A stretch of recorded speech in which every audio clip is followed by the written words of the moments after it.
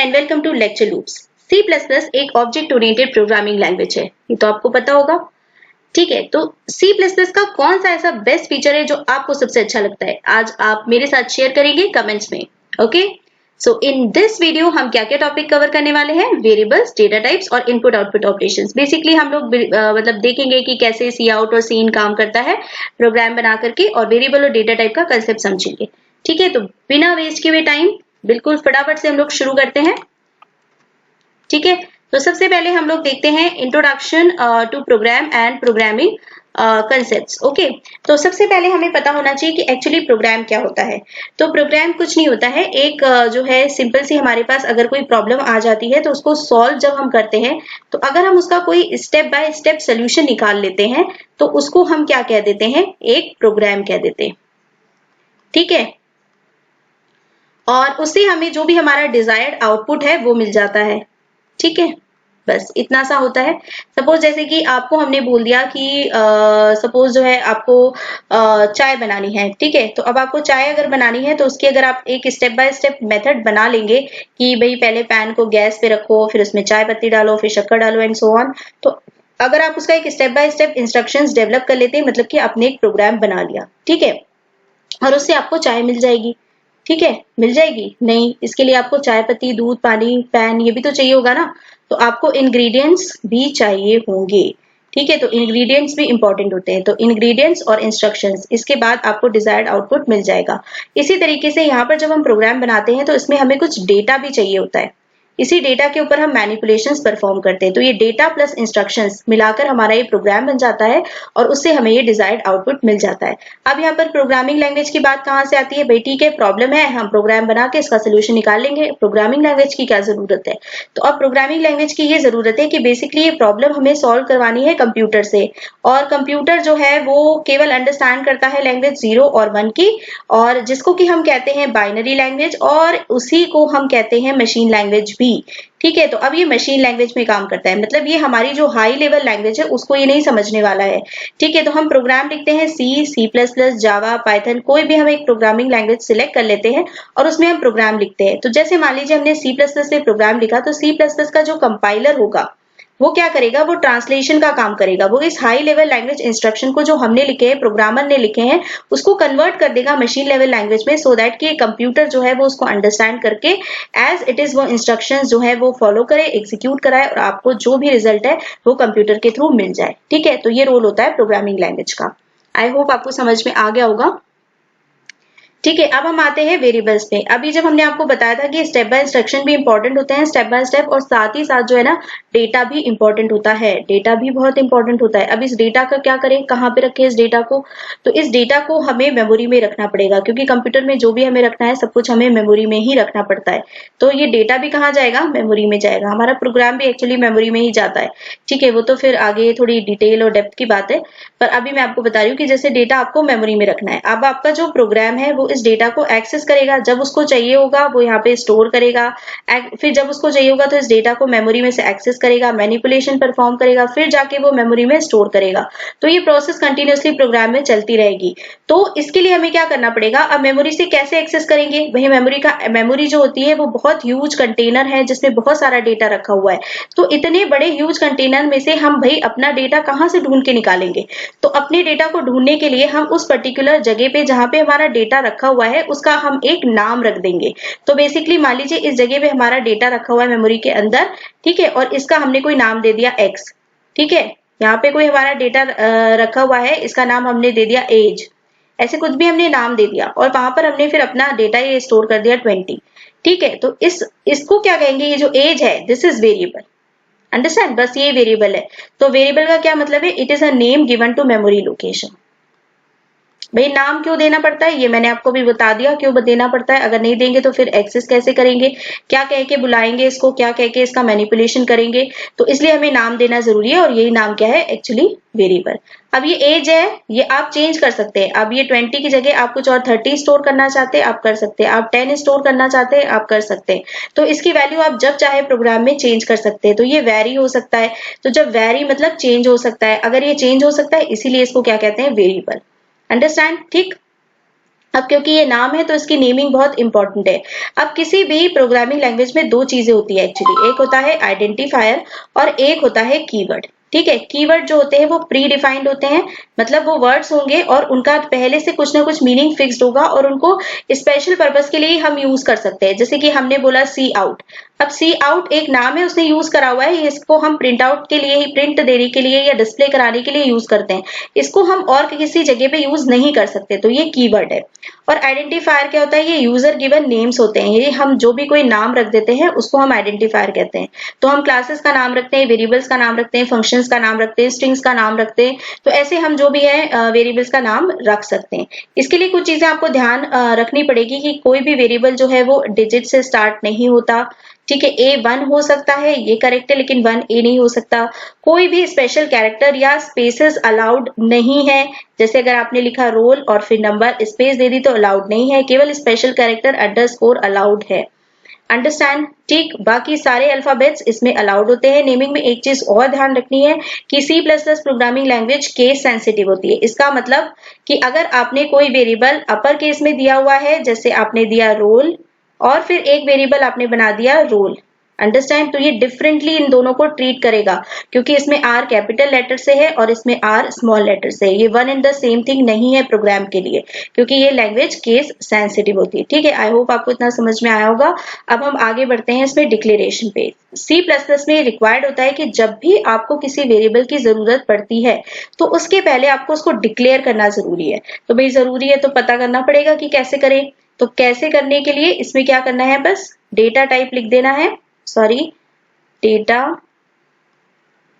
Type, और फिर उस वेरिएबल का आपने जो भी नाम देना है वो नाम दे करके सेमीकोलन।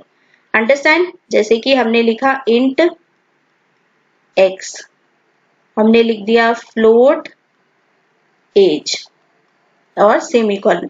तो ये x और एज क्या है, ये वेरिएबल का नाम है। फ्लोट और इंट क्या है, डेटा टाइप। ये डेटा टाइप अभी हम लोग और डिटेल में पढ़ेंगे आगे। ठीक है, तो बेसिकली क्या होगा, जैसे ही आप ये डिक्लेरेशन स्टेटमेंट लिखेंगे तो मेमोरी में एक स्पेस रिजर्व हो जाएगा x के लिए और एक स्पेस रिजर्व हो जाएगा किसके लिए, एज के लिए। अभी आपको खाली डिब्बे मिल गए हैं मेमोरी में, आप जब चाहे इसमें अपना सामान जो है, डेटा जो है वो रख सकते हैं। ठीक है, समझ में आया? अब सामान रखेंगे कैसे, हमें तो अभी खाली डिब्बे मिले, इनको भरना कैसे। तो भरने के लिए हमारे पास होना चाहिए इनिशियलाइजेशन, और या असाइनमेंट भी कहते हैं। अगर हम पहली बार कोई वैल्यू असाइन करते हैं किसी वेरिएबल को तो दैट इज कॉल्ड इनिशियलाइजेशन। हम कितनी बार भी चाहें तो वैल्यू असाइन कर सकते हैं। जब पहली बार करेंगे तो उसको इनिशियलाइजेशन कहेंगे, उसके बाद जितनी भी बार करेंगे उसको हम असाइनमेंट कहेंगे। इसके लिए बिल्कुल सिंपल सा एक लाइन का स्टेटमेंट है, जैसे हमने लिख दिया x इक्वल टू 32। अंडरस्टैंड? तो 32 ये वैल्यू है जो हम x के अंदर रखना चाहते हैं। तो ये है असाइनमेंट ऑपरेटर। ठीक है, ऑपरेटर्स भी हम लोग पढ़ेंगे आगे जाकर, नेक्स्ट लेक्चर में मैं बताऊंगी ऑपरेटर्स के बारे में। तो यहाँ पर ये बेसिकली है RHS में जो भी वैल्यू है वो सीधे किस में चली जाएगी, LHS में। ये क्यों होगा मैजिक, ये इस असाइनमेंट ऑपरेटर की वजह से हो जाएगा कि ये असाइनमेंट ऑपरेटर क्या करेगा, जो भी वैल्यू RHS में उसको LHS में ट्रांसफर कर देगा। तो कहाँ ट्रांसफर करेगा, ये देखिए यहाँ 32 चला गया, ये वैल्यू रिजर्व हुई थी, इस खाली डिब्बे में हमारा सामान चला गया। अब एज इक्वल टू आपने लिखा सपोज 20, तो ये किस में चला गया, इधर। अंडरस्टैंड? तो इस तरह से हम वेरिएबल्स को यूज कर सकते हैं अपनी प्रोग्राम्स में। अगर यहां तक आपको समझ में आ गया है तो ईमानदारी से लाइक बटन प्रेस कर दीजिए। ठीक,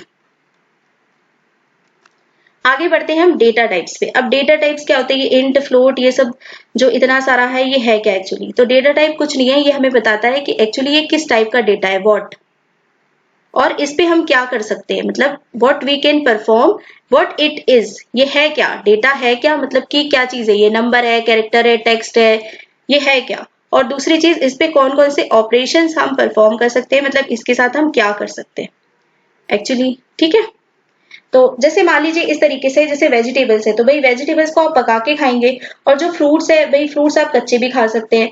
तो ये इस तरीके से होता है। तो डेटा टाइप क्या है भाई, अगर ये है वेजिटेबल है और इसको हम पका के खाएंगे, और ये फ्रूट्स है भाई इसको हम कच्चे खा लेंगे। तो इस तरीके से हम प्रोग्रामिंग लैंग्वेज में भी डेटा टाइप्स अलग अलग तरीके से डिफाइन कर सकते हैं। दो अगर हम ब्रॉड कैटेगरी में C++ में डिवाइड करना चाहें तो एक हमारे बेसिक या प्रिमिटिव डेटा टाइप्स होते हैं, जो कि है इंटीजर, फ्लोट, डबल, कैरेक्टर और बुलियन। इसके बाद जो आते हैं वो है डिराइव्ड डेटा टाइप। ये इनसे बनते हैं, मतलब ये थोड़े से एडवांस टाइप के हम कह सकते हैं, कॉम्प्लेक्स टाइप के कह सकते हैं, जो कि बेसिक से हमारे बने हुए होते हैं। अंडरस्टैंड? तो ये है बेसिकली हमारे डिराइव्ड डेटा टाइप्स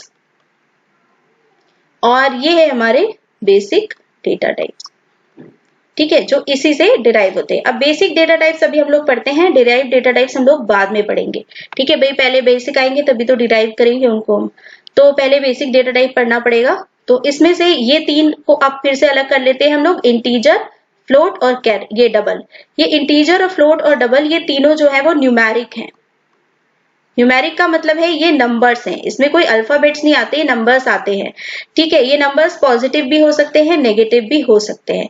तो इंटीजर, फ्लोट, डबल तीनों में नंबर्स ही हम स्टोर करते हैं और तीनों में हम पॉजिटिव नेगेटिव नंबर्स को स्टोर कर सकते हैं।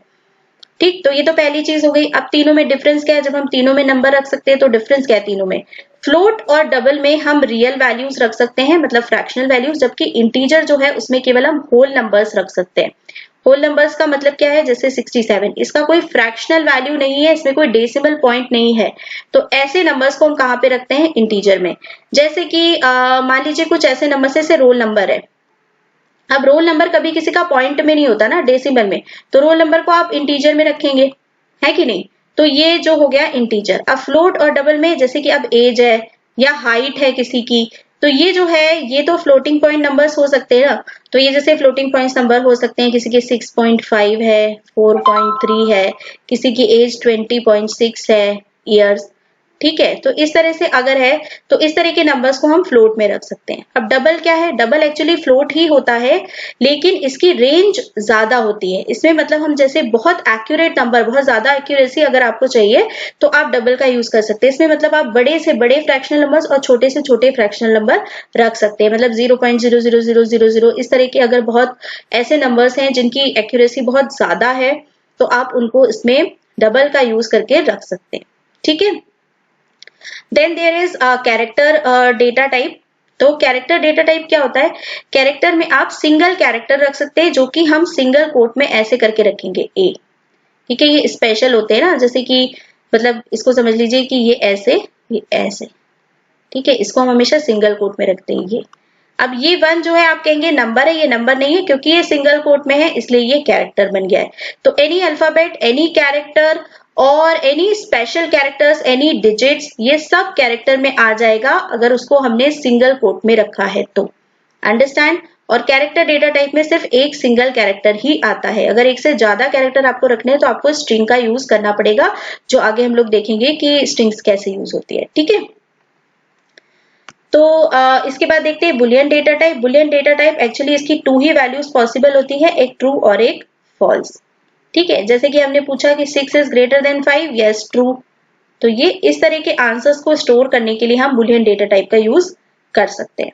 ठीक, नाउ आप ये लोग देख रहे होंगे कि इसके आगे कहीं पर 4 बाइट लिखा है, कहीं पर 8 बाइट लिखा है और कहीं पे 1 बाइट लिखा है। ये एक्चुअली स्टोरेज है। तो डेटा टाइप्स के साथ में एसोसिएटेड जो चीजें आती है वो ये होती है जो इन सब में अंतर हमें दिखाती है। तो एक चीज होती है इसकी रेंज, एक होती है इसका साइज। तो इससे भी हम डेटा टाइप को डिफरेंशिएट कर सकते हैं। तो उसका साइज कितना है, कितने बाइट्स में, जैसे 4 बाइट्स, 8 बाइट्स, 1 बाइट, और उसी पर डिपेंड करेगी कि उसकी रेंज क्या है। ठीक है, तो बेसिकली इसका मतलब ये है कि हमने आपको बोला था कि खाली डिब्बा बन जाता है, तो वो जो खाली डिब्बा बनेगा इंटीजर के लिए 4 बाइट का बनेगा, जबकि डबल के लिए वो खाली डिब्बा जो है वो 8 बाइट का बनेगा, और कैरेक्टर और बुलियन के लिए अगर हम बनाएंगे तो वो डिब्बा 1 बाइट का बनेगा। जैसे 2 BHK 3 BHK होते हैं ना, उसी तरीके से हर नंबर को अलग अलग जो है एरिया मिलता है मेमोरी के अंदर, और वही इसका साइज होता है। ठीक, तो अगर आपको यहाँ तक समझ में आ गया है तो हम आगे बढ़ते हैं और हम एक प्रोग्राम बनाएंगे C+ में फटाफट से, और उसके बाद फिर हम इस वीडियो को एंड करेंगे। ठीक है, तो चलते हैं वहां पे।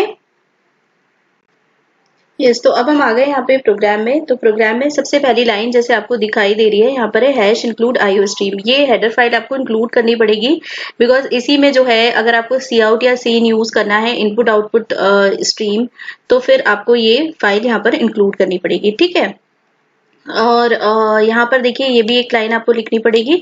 उसके बाद में हम यहाँ पर आ जाते हैं सीधे मेन पर। देखिए मेन जो है वो एक फंक्शन है, और यहाँ पर आपने इसका data type, return type actually हम यहाँ पर स्पेसिफाई करते हैं। जो भी प्रोग्राम का एग्जीक्यूशन होगा C++ में वो मेन से स्टार्ट होगा और इंट जो है ये इसका रिटर्न डेटा टाइप हो जाएगा।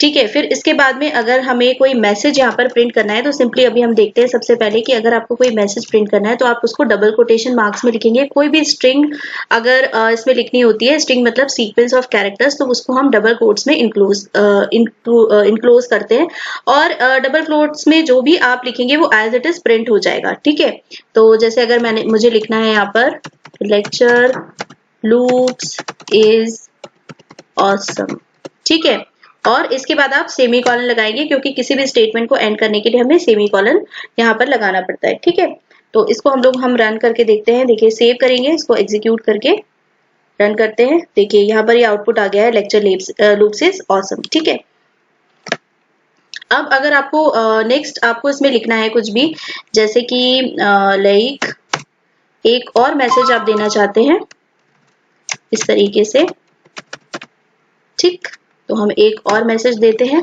फिर देखते हैं हम ये कैसे रन करता है।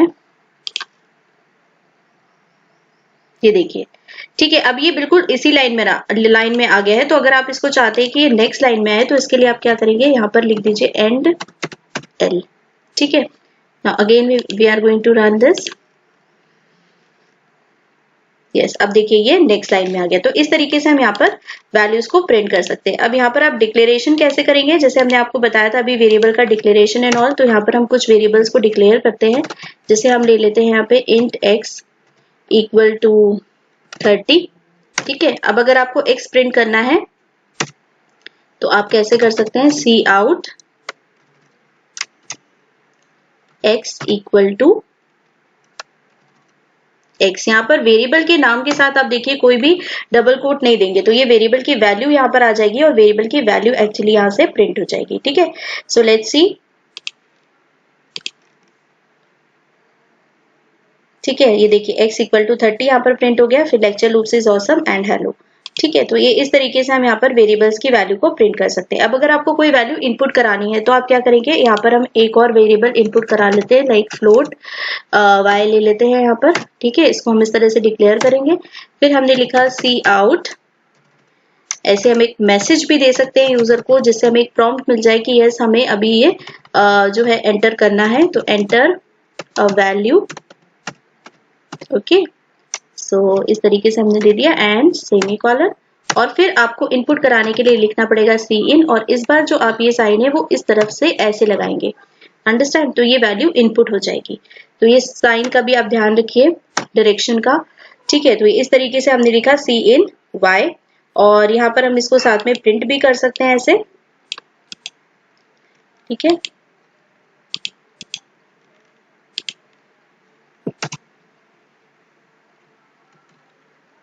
एक बार हम y प्रिंट करेंगे और एक बार हम x प्रिंट कर देंगे। ठीक है, और अगर आपको कोई वैल्यू जो है, अगर आप चाहते हैं कि कोई मैसेज जो है हम इसको कमेंट्स में भी डाल सकते हैं। जब भी आप कमेंट्स में डालेंगे तो क्या होगा, वो पर्टिकुलर लाइन जो है, स्टेटमेंट जो है वो इग्नोर कर देगा कंपाइलर, उसको एग्जीक्यूट नहीं करेगा। तो यहाँ पर देखते हैं हम x और y की वैल्यू प्रिंट करा के देखते हैं। तो देखिए यहाँ से इस तरीके से आया ये देखिए एंटर अ वैल्यू, ये प्रॉम्प्ट आ गया। ये तो हमारा क्या था, फ्लोटिंग पॉइंट था, तो इसलिए हम इसको 56.8 करते हैं। उसके बाद आप एंटर की प्रेस करेंगे, देखिए x की वैल्यू और y की वैल्यू डिस्प्ले हो गई।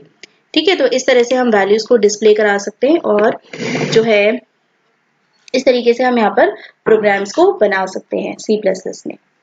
ओके,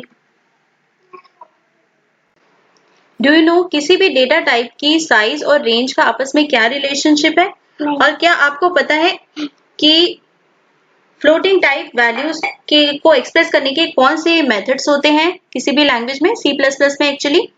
और आपको ये जो हमने प्रोग्राम लिखा है, क्या इसका आउटपुट आपको आता है? इन सारी चीजों का आंसर आप मुझे शेयर करिए मेरे साथ कमेंट बॉक्स में, और फिर मैं देखती हूँ कि कौन है जिसने इनके आंसर्स करेक्ट दिए हुए हैं। ठीक है, और अगर आप मेरे साथ पढ़ना चाहते हैं तो आप प्लीज इस चैनल को सब्सक्राइब करिए और साथ ही साथ आप बेल आइकन को भी प्रेस करिए। उससे क्या होगा कि जब भी कोई नया वीडियो आएगा, इसका सेकंड पार्ट आएगा या कोई भी नया वीडियो आता है मेरे चैनल पे, तो आपको नोटिफिकेशन उसका तुरंत मिल जाएगा और फिर आप उसके साथ में आप मेरे साथ स्टडी कर सकते हैं। ठीक है, then see you, tata, bye bye, keep learning, keep growing.